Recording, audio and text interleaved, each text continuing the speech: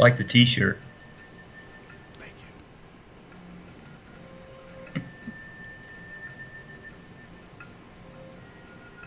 you. Hey everybody, welcome to the Everything Paranormal Show. I'm your host, Josh Morris, and joining me again for part two of our, well, I don't know, I just love having him on. It's Bob Fountain, folks. Bob, welcome to the show again. Well, thank you. It was nice that you did that. I could hear the scraping sounds, though, from the bottom of the barrel to get me. Well, listen, folks, we have a great show lined up today because we are going to be talking about some of the dangerous and stupid things that some of these paranormal investigators do, some very amateur things. So right off the bat, I want to get into some of this right away, and I just want to set you up a little bit here, folks. First of all, I just want to let you know that by all means, myself, and I'm sure Bob feels the same way, we don't claim to be perfect. You know, we obviously make mistakes. We're not going to try to nitpick some of these different paranormal investigation teams. That's not our purpose. Our purpose is to point out some of the really blatant and just things that just should not happen during investigations. Okay? So let me kind of set this up also. So how this came about is, of course, Bob and I were going to do this show this week. And before that, my wife had came across a certain paranormal investigation because we like to surf YouTube and see other investigators. And so we watched a couple of the videos, and we were kind of shocked at what we saw. And then to see that these particular people had well over 300,000 subs. Like I said, I'm not going to name names, but I just wanted to kind of fill you in on that. So we thought, well, those videos were from a few years ago, so maybe, let's look at some of their more recent videos and see if they've changed or maybe they've evolved and learned, from some of these mistakes and whatnot. And we watched some recent stuff, and it was just as bad. So I sent the videos to Bob. I said, Bob, you got to check this out, because I certainly think that this would be a good show for us. And so he watched a few of them. He stomached a few of them. Isn't that right, Bob? It was like getting a hemorrhoid removed with an epilady. Yeah. So in any case, we're going to try to talk about some of these videos. Obviously, I can't really play. Like I said, I'm not trying to throw them under the bus. Again, remember, folks, I'm not trying to sling mud. I'm not trying to start a war or pick a fight with anybody. And hopefully, if they end up watching this video, maybe they can stop and think about some of the things they're doing and maybe make some corrections and maybe think about those impacts that they're making, those negative impacts they're making. So some of the videos we were watching, one of them was an investigation of somebody's actual home. And I believe there was a few videos on an abandoned home. So I really don't think it matters which one we talk about because, again, we're just going to talk about different instances that happened in the video. So, Bob, I'm just going to start off real quick. What was your initial impression when you got done or when you first started watching the videos? I mean, what was the first thought you had? First thing I thought of was, here's a bunch of people that's trying to showcase their skills and talents, putting it on YouTube for the whole world to see, swearing like drunken sailors, and where little kids might be watching. After a couple beers, I can probably match them, but you just don't do that. You wouldn't do it in front of clients. Right. I mean, together in somebody's house with nobody around, I could see that. But if you're going to sit there and put it on display, don't look like if you're from the deep woods or something. Yeah, and I agree. I mean, and the thing is, like I said, even if you wanted to have a more mature style, I guess for me it was the use of language, the way they used it. By all means, anybody that's watched me play any scary games knows that I'm going to cuss. But it's usually out of reaction. If something makes you jump and you're like, oh, shit, So I don't necessarily really condone them for the cussing. It's just that it's just how they were using it. Very, very belligerent. And I think that's what you were getting at a little bit, talking about, look, there's just certain ways you want to, You just got to handle that. They were almost using the cussing as an entertainment value.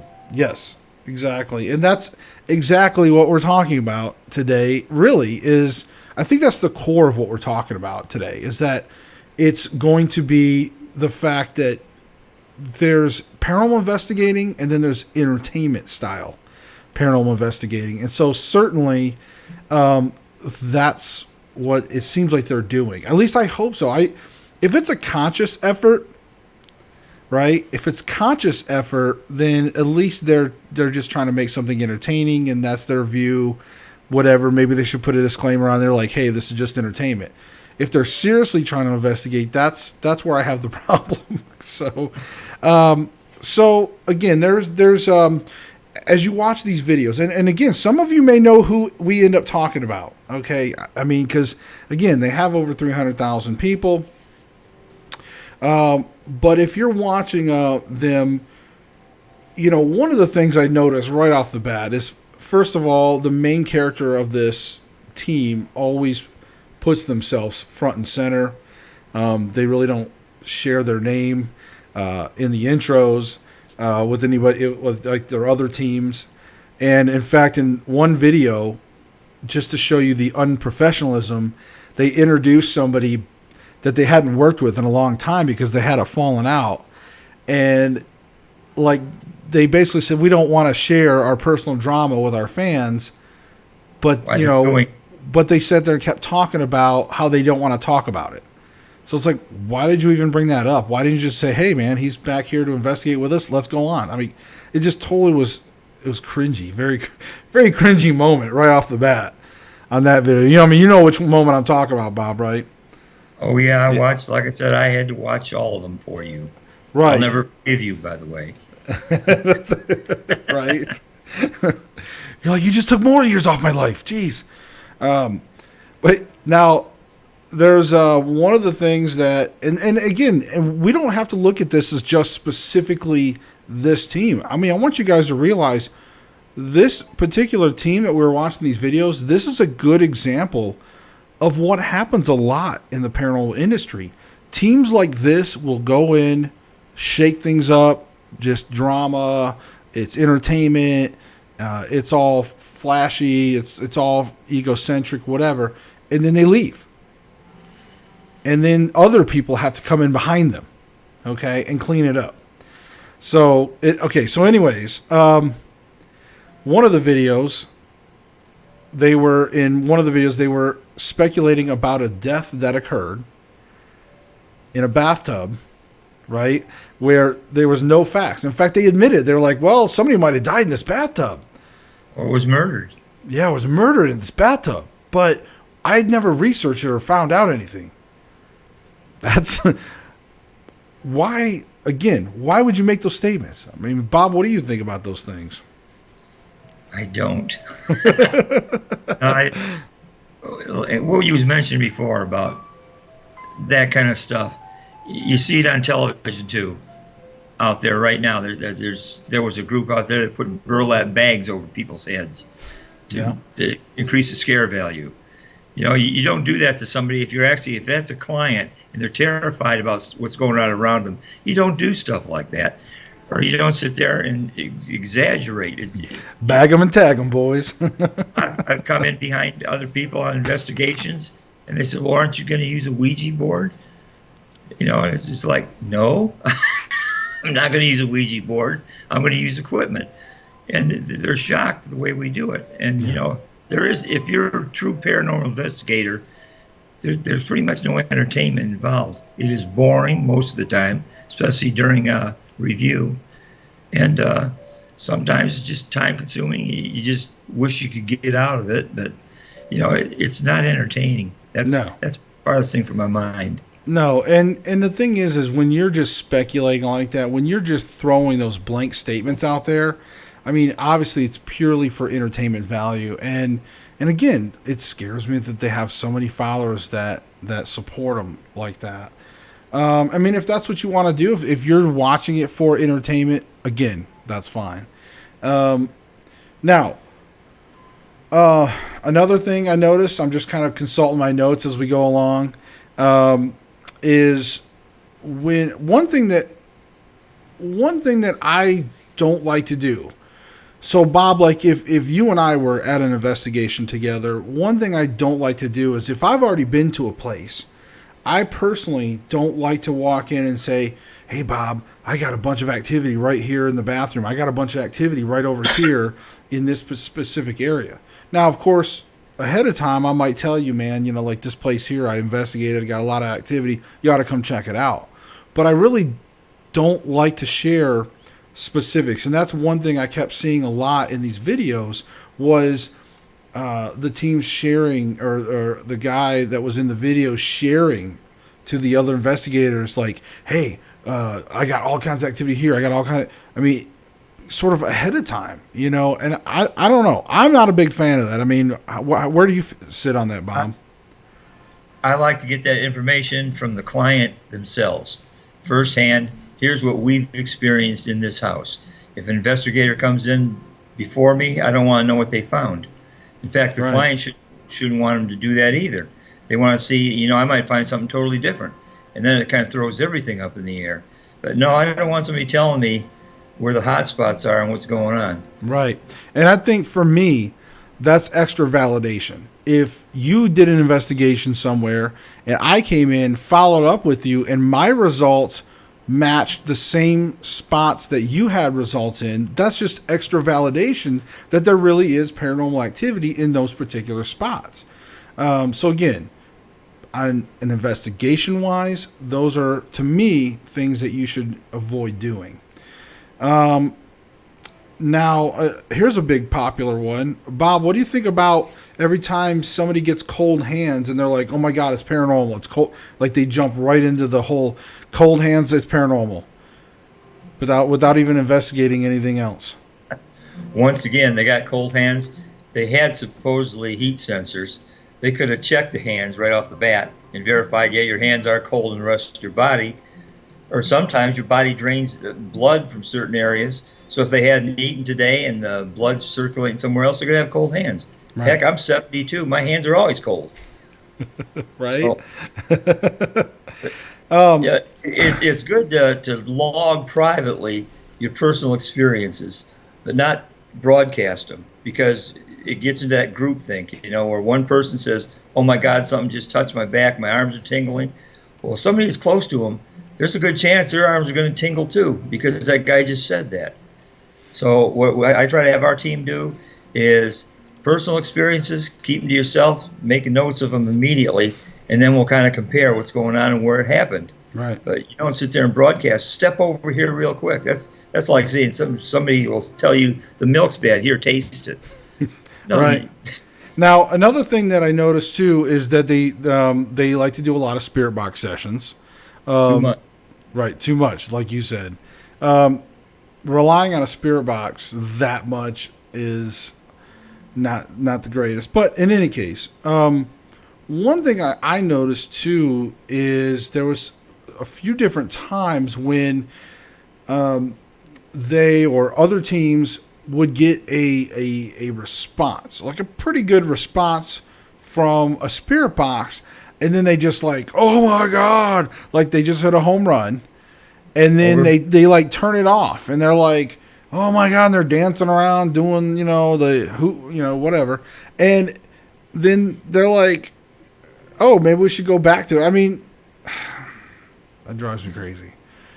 I have 3 spirit boxes, and I'll use them very limited, because they're like the flashlight tricks. You know, there's a physical reason why those flashlights will turn on and off in some cases. So the spirit box and Ovilus is the same way. You're getting stuff out there. If it's specific to a question you just asked, or the Ovilus, if you say, "Are you male or female?" and I get something that says male or female, then I'm going to pay attention to it. But if it says, you know, Fred or something like that, and they were doing that, they were getting things and trying to extrapolate off of that one word what they really meant.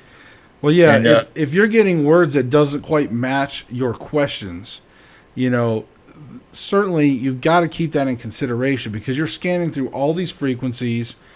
You know, there's words that's going to be said. You have to learn to differentiate between clips of radio and actual words that are created. But yeah, I just found it funny that they would actually start to make a breakthrough on something and then it's totally skip it and or move on to the next thing instead of continuing with that session and not just, get blown away by that one thing, but to continue asking questions and to keep pushing forward. Okay, so there was another. This is another thing that happens in investigations, and during this video, or one of these videos, they were in an abandoned home, and somebody walked by the window. Now, during all of this, they had sort of like two pairs, right? And so immediately they were like, hey, the other people are up front. The other people are up front.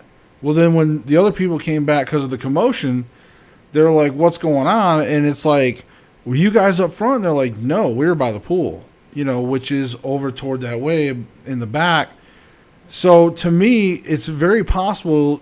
You always got to think of those things during investigations because, again, they were jumping to conclusions, making assumptions, and assuming that it was definitely paranormal, that somebody walked by the window, even though that if those other people were not up front like they admitted, possibly it could have been shadows from their flashlight. When you start moving flashlights around, shadows get thrown everywhere. It makes it look like people are walking by stuff. It can be very confusing at that time. So instead of trying to clarify that, they hyped it up. Bob, did you want to add anything to that? Hey, one of the things I do, because we got some fairly young investigators with us, and they have a tendency to do that, because they haven't been doing it long enough. They don't think through the whole situation, and I run into that too. I mean, sometimes you mentally jump to a conclusion. Even us that's been around doing this for a while, you jump to a conclusion, but then we have common sense enough to go, well, no, we can't do that because that's jumping to conclusions. Right. And then we back out and try to think it through. Yeah, but some of the stuff they were doing, they're in an empty friggin' house. You drop a pin in there, it's going to echo all over the place. And you should know where your teams are at all times. Right. We've been in some buildings good size, and I know where the other members are. So if I hear something coming from up that way, if it happens after that team's gone, it's a different story. But I'll throw that out. I won't even consider it as an occurrence. Right. Now, I know you were also taking some notes. Was there something that you wanted to point out from your notes about something that you also, Well, there were a bunch of those. Right. Not too much. They found something, a piece of paper, these people, in a fireplace. Now, they were there. They mentioned they were there the night before, and they were doing a thorough investigation.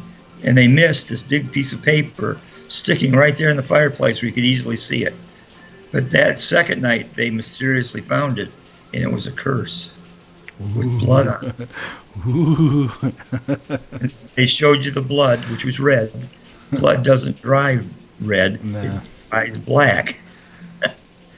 So things like that, it says, my God, they need to be on regular TV. Right. I mean, and again, I'm not trying to say that they staged it, but clearly, I mean, there was like some rice thrown in there. There was everything fit too convenient all of a sudden. The second time that they were there. And where'd the rice come from? Because all the cabinets were empty. Right. And, everything in this home was completely cleared out. It was completely cleared out, ready to sell, nothing anywhere. The fireplace had already been cleaned. You could see in previous shots in the night before investigation where the fireplace looked clean. There was no reason for anything to be removed out of there, or for that place to be cleaned up, and then for them to not clean up the rice and the note and things like that. So, if I had found something like that, I would be skeptical on camera. I'd be like, look, I didn't stage this. We did find this. somebody might be playing with this. It might be a prank. I would try to debunk it and explain it to people versus going off the hype and be like, oh my God, we found a curse. Oh my God, look at this. Oh my God, this is blood. It's red. Look at this blood. I mean, come on, guys. Using a Ouija board with one person, that was another thing I really enjoyed. Yes. One person Ouija board. I mean, and he seems to be like going right to what he wanted to say. It's again. Now, if there really was an entity in there and it was negative, his butt's been possessed. Well, and again, it's okay. So one-handed Ouija board. So let me explain to the folks that didn't see the clip. In this clip or part of this investigation, a guy pulls out a Ouija board and he one-handed and he asks some questions and moves it around. He gets a response, and he's, of course, freaked out about it. So, again, no validation, no investigation period. He's like, I'm not even doing this, guys, I swear. I mean, anybody can say that. Anybody can say, look, guys, I'm not even pushing against my cheek. I'm not. It's just happening. It's paranormal. So, I mean. Also, the other thing that was there is it's an empty house, which means it echoes like crazy, and all the kitchen doors shut, and no one heard it. You walk back in the kitchen and says, oh my God, look at this, all the doors have been shut. Right. Did you shut? Yeah. Those doors, somebody would have heard that happening. My wife's like, staged. I see you see me. Hi. Like, my wife's in the comments. Hi you all. But yeah, we're definitely talking about some of the things that we've seen bad. And like I said, and it's not that we're just picking on this team. It's just that these examples are very common among other teams. It's just seeing it on video, seeing it on YouTube. It's shocking in a way because you always follow up as an investigator. You have clients that say, I had this team in here and now things are worse. And you just wonder what happened. And then when you see it for yourself and you see how some of these teams act, it's just, what are you doing? What are you doing? Yeah. I don't have that much problem out where I'm at because there's not too many teams around. So, right. You know why? Because the ones that want to be paranormal investigators, about the first 2 or 3 times, they have to sit there and spend hours and hours and hours analyzing their data. They decided it's not as fun as they thought it was on TV, and they quit doing it. It's just us idiots that keep doing it. Now, I want to point out what you just said about as fun on TV. Now, listen, I want to say my opinion on this. I'm not against like doing an investigation and then editing it down to make it a little more exciting for the viewers by taking out a lot of the boring stuff. But if you're going to do that, do a good investigation, edit it down, and then show people the evidence parts kind of connected, make it into something that people can watch. Yes, will it be as exciting as the over-dramatized things and things like that? Absolutely not. But at least it'll be true. And like I said, so I am all for at least a little bit of showmanship in a way. Like, I get it because I'm on YouTube and, things like that. But this is just too much. So let me go back to something else that happened too. Bob, you may have a experience with thermal equipment, but at one point this guy had got all excited because he had captured a thermal image of a full apparition, apparently, and he was just like, oh my God. And, again, with the over dramatization and, we got the Holy Grail. Oh my God. But they never tried to debunk it right away. They never tried to figure it out. And when I went back and looked at it and paused it right when he quote unquote captured it, he was pointing toward a window. And people that's used thermal equipment knows that you get a reflection of that thermal, of yourself in those windows. So, Bob,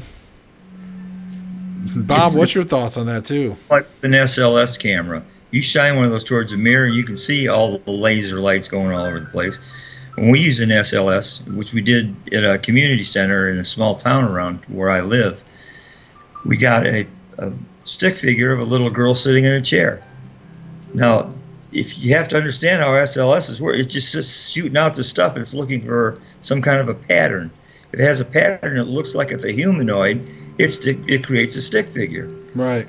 Yeah, that's all fine and well, but when we had this little girl sitting in a chair, a stick figure of a little girl, we had one of our investigators go stand over close to it where you could actually see the infrared outline of him and his stick figure. And while he's standing there, we asked the little girl to raise her hand, and this little hand goes up. So, that was the validation we tried to use. Right. I tell our investigators, the newer ones, just because you have an SLS camera stick figure appears, that doesn't mean there's something there. Right. I can take my workshop right out of here where I'm at right now, freezing. But I can take an SLS camera and move it around with some of my woodworking equipment, and it'll show all kinds of people in here. I know they're not here. It's just hitting something just right. So, you always have to validate what you just got on that equipment, because there's no such thing as real ghost hunting equipment. It's equipment used for other things that tie into ghost hunting. Right. And I think that's an excellent point that you make, and that's a big takeaway from a lot of these things so far is don't just stop. Make sure you know what you got. Don't just jump right to, oh, it's paranormal. Make sure you know what you got. Stop. Compose yourself. Be professional. Be a good investigator. And if you're getting a thermal, stay on it. Don't just walk away and be like, oh my God, that screams fake. Okay? Stay on it. Raise your hand. See if that's you. Move around. See if the thing is staying in one place. If it goes away, if it was a reflection of your heat imprinted onto the wall, debunk it. Take some time to try to debunk it. And like you said, Bob, if it raises its hand, if you're like, hey, raise your hand, and the thing raises its hand, there you go. You're going to get validation. Yeah, and the reason why you would need to debunk it and make sure it's as real as you think it is if you're going to give this back to a client who's genuinely worried because that's why they called you in to begin with, you don't want to be giving them false information. Exactly. Now, I See You See Me says, have you seen the Oregon Vortex? Just curious because we just moved to Oregon and it's supposed to be a paranormal active location. I haven't got binoculars that do that good, so I've never seen it. Yeah, I've never seen it myself. In fact, I don't know if I'm trying to think if I went through Oregon at all. I know I've been through Colorado and I've been through some different states. I've been through a lot of different states. I don't think I've been through Oregon. But yeah, I've heard that it's paranormal, but I personally have not been able to investigate it myself. So we're stuck over here in the East Coast. Right. I know. We just got the Smoky Mountains and things, No, there's a lot of good paranormal activity over here, of course, especially over toward the Civil War parts, right? Okay. So another thing, this is kind of, a lot of this is going to keep tying into the same stuff, but labeling things demonic without proof, like just jumping to some conclusions. Bob, you know what I'm talking about. There was when they were in a home and they were just like immediately just going from almost like 0 to 60 very quickly, from a spirit to just, oh my God, it's demonic. And then they're just like talking crap to it, just bad mouthing it, just really belligerent, and just automatically labeling it demonic. How do you feel about that? If it was demonic, they'd probably be just a bunch of ashes on the floor where they were investigating. If somebody wasn't very nice and totally negative when they were alive, when they die, that soul hasn't changed. That consciousness is still there. So they're probably very not nice when they're dead. Right. So you got to deal with that. Demonic's kind of really pushing the envelope. And if it was demonic, then it's time to get up and leave, unless you've been involved with the priesthood or something else. Yeah, I don't like the idea of demonic. I've been to Bobby Mackey's. There, I could probably say demonic, and yeah. Right. Now, Now, the part of what I'm talking about with the demonic too is that they were not only antagonize it using cuss words, daring it as if, pretty much just tempting it, just daring it to do things, really trying to push the boundaries. Really, to me, a very harsh provocation. Because provoking is it is a technique, but it's not a technique I use. I don't necessarily agree with provoking. Some people agree with provoking. I think you said that you're not a big provoker. No, we don't. I tell everybody that's with me, don't ever do it, or you're no longer a team member. Right. I personally don't feel like you have to. So I don't feel like you have to provoke spirits or demons or anybody to show themselves, especially if you're doing it right. Most of the time, if you go to an activity where there is, or a home where there is activity, or a location, if you're respectful to the spirits, they're going to respond to you, typically. But by all means, I'm not for provoking. Again, that's your choice. But now these people, to me, took it to a different level. And that was even more disturbing than the normal provoking. Sometimes you'll see some people kind of provoke in small ways. Like, they'll just be like, hey, you're so big and bad, why don't you move something? I kind of see that sometimes, but these people were just like cussing and you know what I'm talking about, Bob. They were really kind of putting it on that next level, and to me that's uncalled for. Yeah, there's a popular show on TV where the guy who's in charge of it provokes all the time. And they've had some real problems in those places after he's left, trying to settle everything down. Yeah. There are entities out there, and they're like, if they were people, if you're courteous to them, just like in real life, you're courteous to somebody, they're usually courteous back. Right. But if you stare at a total stranger and walk up and demand to do something, you're going to get some repercussions you might not want. Right. Now, Plus, you can't. They're going to do to you. Now, kind of playing off what you just said, that if it's demonic and things like that, unless you're trained to handle it. So in this video, the one in particular that we were watching, Bob, and was that this person ended up they broke out a cross. They were constantly using God's armor. They were talking about in God's name, in Jesus' name. And eventually they even broke out the sage. Okay? And they were going around saging, and at the same time telling spirits to F off. Okay? So I don't even know where to start on that, Bob. I mean, why don't you take that one for a second? Thanks. Yeah. I've used sage before. And in fact, I grow my own. We got a garden here, and I grow fresh sage every year and sit there and take the time to bundle it up properly. But we had a case 5 years ago in Bartlett, Tennessee, where a little old lady, she kept on hearing voices and stuff she couldn't understand, and it goes on and on. Well, we heard drums and stuff like that. And it ends up being, it was on the Trail of Tears, and we got some actual EVPs that we have out on our website. And we had an Indian Cherokee shaman come in and sage the place. Of course, we're curious because we're 5 years ago. I'm still learning. So we asked, how you do that. And he says, go out to the internet. There's plenty of places to show you. But we watch how he went from a corner of a room and just basically like he would be trying to clear out dust. Right. He went from room to room, always made sure there was an exit for some way for the entity to get out of there. Because he said supposedly the vibration from the burning sage is a vibration that interferes with spirit energy. That's why they want to leave. But these people were waving it around the middle of a room, not hitting corners, not getting all the nooks and crannies where an entity could hide. It was mind-boggling. That's all. Yeah.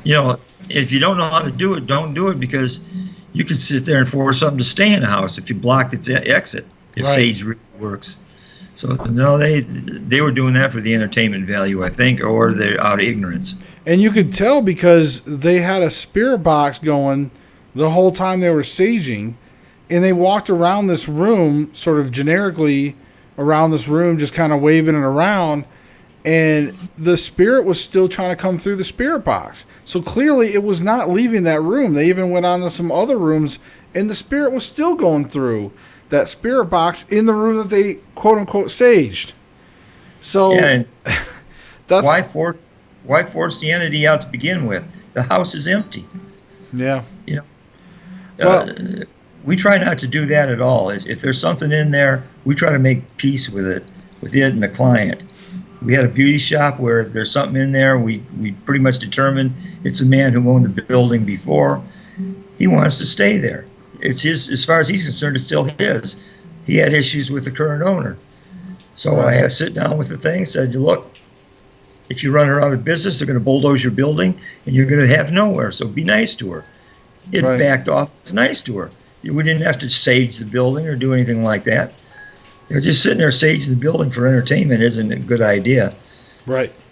Now, I want to also follow up, when you brought up stuff about EVPs. So this is kind of my own thing. This was not necessarily something I saw exactly in these videos that you and I were watching and talk about, but this is definitely another topic I wanted to talk about in general. And that is the classifying of EVPs. All right. I don't know about you, but I am sick and tired of seeing little clickbait headlines saying Class A EVP. And then you click on it and it's like, you're like, yeah. What? How is that a Class A EVP? So let me just clarify something for the viewers out there. Or other paranormal investigators if you're watching and maybe you don't have a lot of experience in this. Class A EVPs means that you can play the clip independently to multiple people and they all pretty much agree on what they heard. Okay? I believe, in fact, Bob, you have a Class A EVP of it's the old lady. The one saying that... mean to scare you off? Yeah. Like, I'm telling you, folks, you got to go to specialtech.org, go to his evidence stuff, and he's got an EVP where you can clearly hear, and this is a good Class A example, where a woman says that she was sorry, she didn't mean it. She's like, sorry, didn't mean to scare you off. Oh, my God. It's amazing. My wife was like, all right, she played it like 5 times. So, how about that EVP with Clayhab Clark? Right. War soldier. Yeah. But what I was saying is on that one there is my point is Class A means you're going to there's no dispute. So folks, play it for some people. If you have it now, listen, if you have something and it's like a 50-50 toss up, it's like half the people are saying Yanni and half the people are saying Laurel, then it's probably Class B. Okay? That's what Class B means. All right, when there's, it's fairly intelligent, but or audible, but again, that maybe that 50-50 kind of toss up.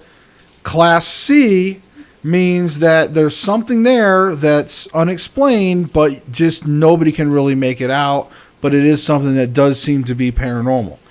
So I just wanted to clarify these classes with you guys. So that way, again, if you're going to play or boast that you have a Class A EVP, then make sure that it really is a Class A, not a Class B EVP. Or if you're not sure, then don't label it and just say, hey guys, I have an EVP, check it out. And if you get a unanimous consent on what it says, then maybe it's Class A. Then you can go ahead and label it. So if you've been out to my website, you've probably noticed I've got some stuff from spirit boxes as well. And like on these videos we watched, they have a spirit box so loud, if there was something on there, we would have heard it. Watching the video, I didn't hear anything but static, but all of a sudden they're coming up with whole sentences almost, which didn't work for me. Right. And now I've got some out there from when we was at Waverly Hills Sanatorium. And what we did is we recorded what was going on in that spirit box, and it's very clear. We asked a specific question, we got specific answers. We'll post those, saying this is what we got off of Spirit Box. Right. But there's some stuff out there. It happens so fast that you can't understand it. So I mean, we might have been able to hear it with our ears, but it's never going to be heard if you tape it and clip it and put it out on your website or whatever. Yeah. So yes, Spirit Box is the same way. You got to be selective in what you tell people you've heard. Now, Tales from the Grotto popped in the chat, and he did say for the views when he was responding to when we were saying why are they doing that. Of course, that is the whole point of the show. Is we realize that a lot of these people, again, and I'm sure that some of these people get in it for the right reasons at first. Sometimes I think they get into it, they realize the attention they're getting, and then they create this team around them, and I've seen that happen a few times now, where they create the team around them. They're the focus of it, and everything they say, they're just getting that attention. And that seems to be the case with this team. It seems like it was created out of curiosity after a tragic event in this person's life, and then from there it sort of gave them that they were able to be that attention, and it probably filled a void from that tragic death, and now they get that attention, and that's what it's about now. It's not really about the actual investigation or the actually helping the client in that sense. And I know that may seem a little harsh, but if you just look at it from a psychological standpoint. Well, that happened with me. I was on a team before I set up and started Spectral Tech, where I was flat told, I'm too old to look good on television, therefore, you're going to have to leave the team. Of course, they're not doing anything right now, and I know at least we're doing it for the right reason. You don't care that you only got 8 viewers. But, right. Some of these people, they just live. Some of these people, they just live for the notoriety of it. It's their 15 minutes of fame. Right, and that's exactly right. I would rather have the 400 or 500 subs that I have than so it wasn't. than 300,000 subs, and knowing that I was doing it in that way, in a false Right. or a half-assed kind of way or something. I just don't. I want to be true to the investigations. Again, a lot of my platform, and Bob, we've talked about this, and that's something that you've agreed with me, is that's been part of my platform, is trying to elevate the level of paranormal investigations out there, because again, reputation's everything. And if we have people out there, and we got 300,000 plus people following these type of people, then that just, again, it's just ignorant breeds ignorance. So now you got other people that are going to try to imitate them, and they're going to create teams, and they're going to act over the top, and they're going to act that way, and they're going to do certain things. And again, it's just making things worse out there. So then when there is credible discussions about paranormal, they pull that up on the YouTube and go, hey, this is why we can't take paranormal, seriously. Or they say that we're not the real investigators. They say, well, you can't be real because you didn't sit there and jump and scream and run out the door. Right. Then you're held to some weird TV standard. Yeah. One of the things we do, if we're going to have a client where it looks like it's going to be more than one investigation, I give them a piece of paper up front saying, here's what happens during a paranormal investigation. And I'll tell them, we're going to ask you all kinds of questions. Some might be too personal and you don't have to answer them. But here's what's going to happen. Here's how we're going to do it. Here's how long it's probably going to take before we get back to you. And here's what we're going to provide you. So right. we give them a step-by-step what's going on. And some of them say, well, you don't use Ouija boards? And I thought you guys did seances or something. It's a wrong TV show. Right. Well, and look, I'm not going to knock people for using Victorian methods. If they want to do the seances, if they want to do those things, then by all means do them. Okay? But make it in combination with technology. Okay? Where you're able to cross-validate. So if you're doing, let's say there's an investigation team and they're doing a seance. Well, if they've got cameras and they've got recorders, and they go back and they get experiences, and they're also able to capture things on recorders that are timestamped and sync up, then that's cross-validation, and that's fine. You know, I have no problems with that. It's the way you conduct yourself. It's your methods and things. Those are the things that I think Bob and I are really trying to bring to light with people. It's how you act. It's how you use these tools. You know, it's not just turn it on and, oh my God, I got something. Oh my God, and you freak out and that's it. You know, it's investigating. You know, and to me, if you want to go have fun, then go have fun in an abandoned building. And I know we did watch some videos where they were in an abandoned building, but we also saw where they were taking on cases where people were involved. You know, and if you're going to be like that, then don't take on cases where people is involved. So, anyways, there's another thing I wanted to bring up, just because I thought it was goofy, is when they had asked the lights to dim in this video, and then almost on command the lights seem to dim, like when somebody pulls that slider down on that dimmer. That came to my mind too as soon as I saw that. In fact, right, I started trying to look around the walls to see what kind of light switches they had. Right, and here's the thing. Okay, if you were if I was in a home, okay, I'll use me as an example. If I was in a home and I asked a spirit to turn down the lights, and they did, I would not have the reaction that they had, which was very dull reaction, almost very nonchalant, like, oh yeah. I would be excited for one. I would definitely be, but I would also immediately take my camera and I would start looking to see if anybody was pranking me or if anybody was doing that. I would try to hurry up and be like, oh my God. And I would look and I would show around to show that nobody is doing that. And of course, nobody's going to believe you anyways. You know, there's never enough evidence for the skeptic. But the point is that they didn't do that. They just like stood there and was like, oh, wow, yeah. And they did, but it's clearly something that can be easily staged. They didn't even try to, you know, but that's like in the world of paranormal, if you ask a light or a ghost to turn down a light like that and they do it to that extreme, that's pretty significant. I mean, wouldn't you say, Bob? Yeah, well, first off, if that was a client's house, I'd be telling the client what happened, but I'd say also get to an electrician, because there's a physical reason that could be happening, and you could end up burning the house down. It's called Alexa. Yeah, but we've had that problem at a community center in Henning, Tennessee. We asked for can you make a bang for us? It banged right on command, and then we waited almost a minute and said, can you do it again? It banged right on command. The only problem with that building is, though, it's got a metal roof, and the temperature is changing by almost 30 degrees. Well, things start popping and snapping when the heat changes on that metal. So, I mean, there was random bangs. So I ruled it out, saying, you know, we can't say that was a spirit, even though it banged on command when we asked for it. It only did it like 5 or 6 times.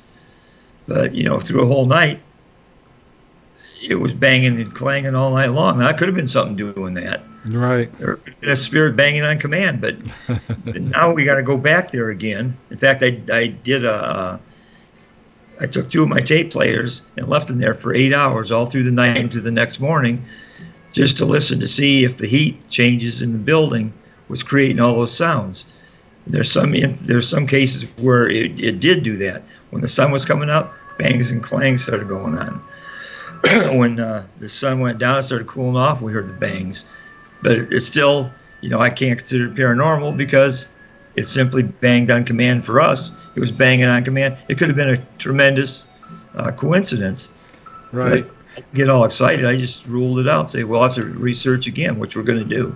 And I think, you know, again, that's really good points to bring up. And I actually do think that with what you're saying, Bob, like really one of the big differences between good investigators and not so good investigators is that the good investigators, they don't necessarily just jump to the conclusions. They don't make the assumptions.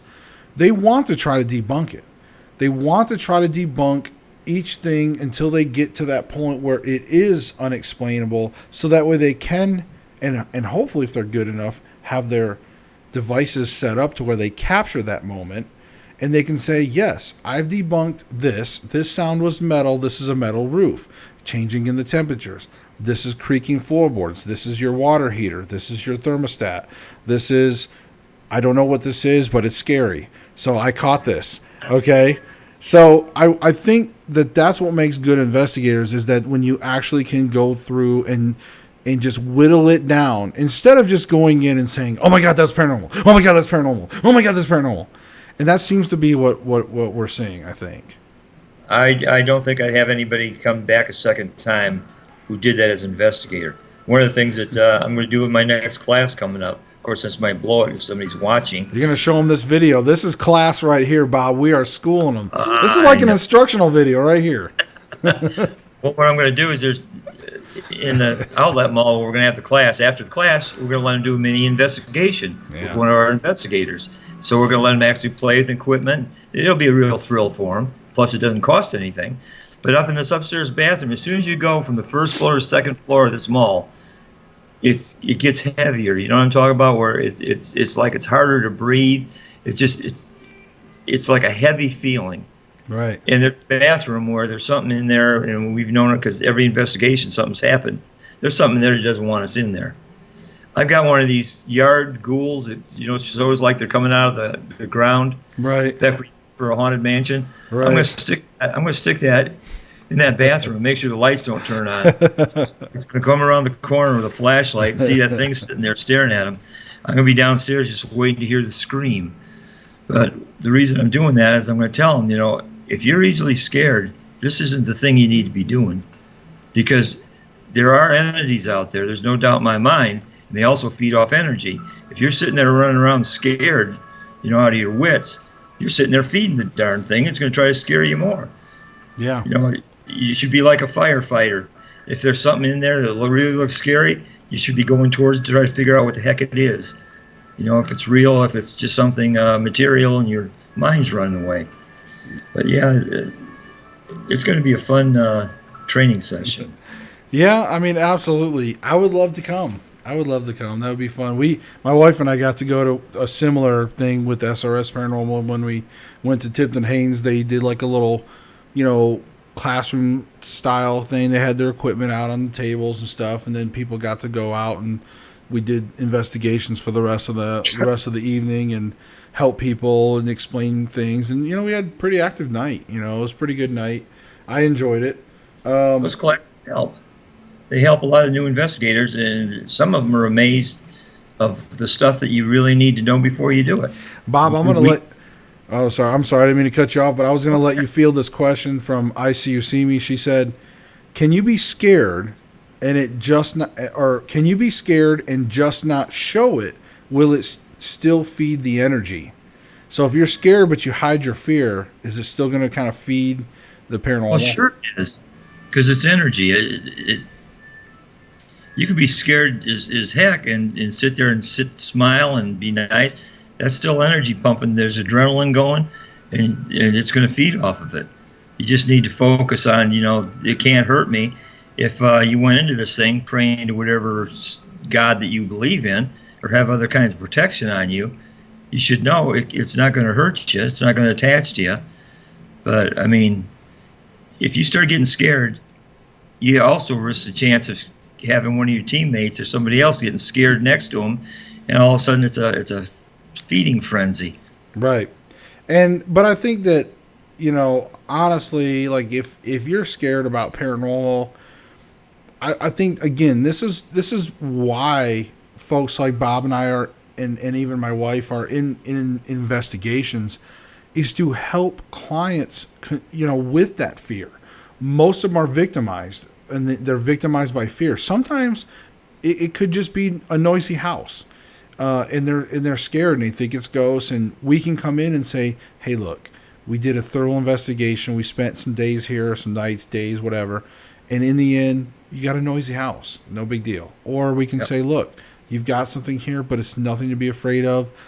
There's nothing that seems to be malicious." You know, we can help people to comfort them and show them where they don't have to be afraid. So one of the things I do during investigations, it's not very often I actually get involved holding the equipment, walking around doing an investigation anymore. I'll do all the analysis. I just love sitting there for hours and hours and hours listening to tapes and stuff. But I usually spend my time with the client. While the team's doing the investigation, they know what they're doing. I'll sit there and just kind of talk to them. I'm an ordained metaphysical minister, so I talk about spirit and soul, and just try to relieve their fears so they can walk away from this thing with a clear mind and how they can empower themselves to deal with the problem. Right. They don't need us to be there. They just need us there to validate they're not going crazy and there is indeed something in there going wrong. Right. So. Yeah, and again, and if you are feeling scared, or if anybody watches this, if you are sitting around and you start feeling fear, then, you know, hey, go to my Facebook page, reach out to me, or Bob. He's got his specialtech.org. You know, reach out to somebody like us, you know, and just tell us what you're feeling, you know, and a lot of times we can even like message you or help you, or like I said, there's people like us out there to help if you're feeling afraid of certain situations. So as we kind of come toward the end, this has been a very packed hour show. This really flew by today, Bob. I don't know if you noticed that. I did notice. I can't believe how quick an hour flew by on this show. We really covered a lot today, didn't we? We did. We didn't name any names. We didn't. We didn't do it. And for the people who was doing their investigations, we watched. You know, they might have never seen some of the other things they need to do. Right. You know, they're running. It's like what was it, Lord of the Flies? Right. They were stuck on a paranormal island and learned how to grow up on their own.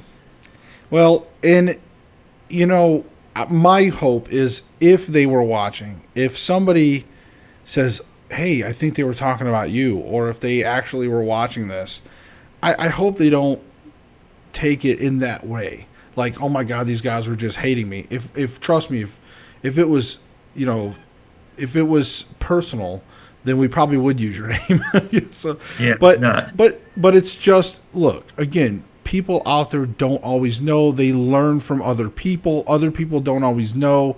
In fact, in one of the videos, the main person of this team admitted that this other person showed them things, and that person didn't seem like they were very competent. So again, incompetence can breed incompetence and stuff like that. So again, it's not that we're picking on people, but if you have questions or you'd like to learn more about how can you be even better at being an investigator, you know, again, I'm not perfect, Bob's not perfect, but again, we strive to be as close to doing good investigations as we can, and our mission now in life is to help people. And my mission, my platform, is because I don't have an investigation team anymore. My wife and I, our mission is to educate and to help people from what we've learned and to help get them to become better investigators. So don't take it that way. If you're watching this, take it in a good way. Yeah, it was enjoyable videos. I mean, it was entertaining. And not all of it was wrong. It's, you know, there was a basis of things that were good that they can work from. I think you can take that basis if they truly wanted to learn and make themselves even better. Then they could hammer down and make a few adjustments, and I think they could be a good, entertaining and still a good investigation team. Yeah. Bob, is there anything else you wanted to add tonight to the show? We've covered a lot about some of these bad habits. Is there any bad habits that we maybe haven't talked about that you can think about that other teams tend to do? At least you covered the part so we won't get sued for defamation. And this is the legal disclaimer. Thanks for joining. Yeah, there you go. Right. Well, nobody out there wanted to know anything new, huh? One of the things I suggest, which I tell people who want to get involved with this, don't listen to me. You know, I'm just giving you ideas. You can follow me to a point, but read. Right. I probably read 100 different books, not just on ghost stories. 100 books by investigators. How did we do this? 101 101 ghost hunting tricks. All kinds of people out there with ideas, and I might pick one out of one book I think is a really good idea and it makes sense. I might find something else in another book that's totally stupid, but constantly try to increase your knowledge of it. So when you walk out there, you're not walking out like a first grader. You're walking out there like you have a college degree. Yeah, I mean, and there's little tricks to the trade that sometimes you forget about, and things that you just, like sometimes I forget about, like sprinkling the flour on the floor and things like that, trying to find some ghost tricks. I think that's a pretty good technique. It's messy, but if in the right situation, putting some flour on the floor, see if you can pick up some footprints and things like that in a controlled environment during a controlled investigation is good. Preferably not in someone's house. Right. Yeah. I mean, again, but so I see me says, I want to know a lot of things, just don't know what to ask till the show is over sometimes. Laugh out loud. Yeah, and that's the thing, and that's why we try to always cover these things, and that's why I have that's why I've got the Facebook group, and we have websites and stuff. Even I think mine's the everythingparanormalshow.com. Again, yep. Bob's is spectraltech.org. Spectral Tech. Spectraltech.org, right? That's BECTRAL. Yes, spectraltech.org. That's what I was saying. Okay, I just want to make sure. I'm old. My hearing ain't as good as it could be. And I'm the one that reviews the tapes. Yeah. Speckle Tech might be a whole different thing, folks. Don't go there. And then she said that we passed up on a house for rent today because it was too creepy. Probably good. Yeah, I mean, if you get that... I mean, Bob, I guess, why don't you expand a little bit about intuition, since you are working on developing yours? Yeah, I do that all the time. But, yeah, usually if you get a feeling that something's really creepy, there's probably a reason for it. Your soul gets subtle hints from spirit guides and your guardian angels or whatever. If some place seems creepy right off the bat when you walk in, it probably is creepy. And then the first thing comes to mind is who had it before. I just wrote an article about what happened to us when I was growing up. My mother moved into a house. She just couldn't believe how cheap it was. It was one of these old buildings from the 40s where it's a storefront and the back was the residence. Well, nobody stayed for the full lease. Everybody moved out after a couple months. She was looking at how cheap the rent was because it was just her and me and my grandmother. The place was creepy, and there was a good reason. There's a guy that committed suicide in the place, and he was coming back as a residual, constantly moaning and groaning as he set himself on fire and burned to death. Nice. Yeah, we moved out, but, had I been where I am now, if I would have went back in there, I'd say, okay, can I possibly sage this house? I want some history on it. Who's lived here? You can research that stuff on a house. It's funny. It's funny when you're like, because look, my wife and I, when we were house shopping, or even or for rent, like ICC, it's so funny because we do the same thing. My wife, there's so many times we'll go to a house and I'll look at it, like I'll kind of have my guard up, like spiritually, and my wife, she'll pick up on stuff. She'll be like, Josh, I don't like this house. We need to leave. I'm like, come on, this is great. This is a nice place. I'm like, everything's aligned. Like everything's like what we want. It's got the dishwasher. It's got the air conditioning, everything. She's like, Josh, we got to go. I don't care. We got to go. I'm like, honey, but we got to go. Okay, we're going. It's like, we're going, honey. Trust me. And then like, she's like, I don't know, Josh. There was something about that place. And she usually, like, that's the one thing is my wife's got really good intuition. She's been a little bit, clairvoyant in that respect. She missed the boat on where you're living now, though, right? Well, she can't pick up plumbing issues, that's for sure. But spiritually, we've been fine. Now, well, we have, again, there's been something here. Now, we didn't pick up anything negative. I mean, that's the biggest barometer, I think. For us, it's like, is it something negative in a home or something positive?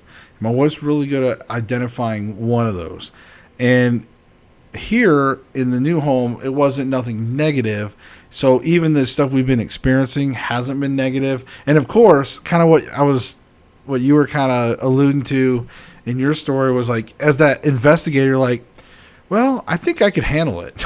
It's like, we look at it like, hey, I think we could probably handle this level of haunting, whereas other people are just like, no, we're out of here.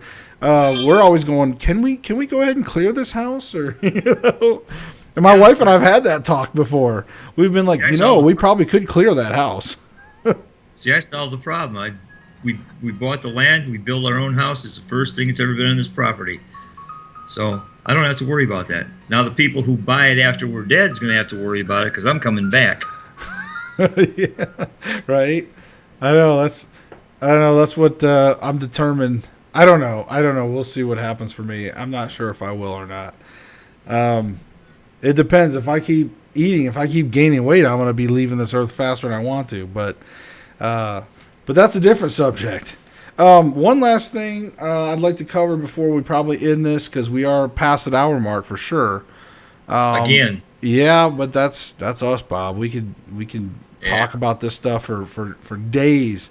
But also, I do want to get this on Spotify. So, all right. One last thing I just want to cover real quick is your thoughts on teams using religious tools like crosses, holy water, sage, those type of things. What are your thoughts on religious tools? If they know how to use them, the theories behind it, go ahead and use them. A tool's a tool. They're trying to remove an entity God might have put there for a reason. Let's say a person needs to be like Job. God sat there and gave Job a pretty hard time. If a paranormal investigator came out and saw what was going on with him, they would have had crosses out, holy water, and everything going on.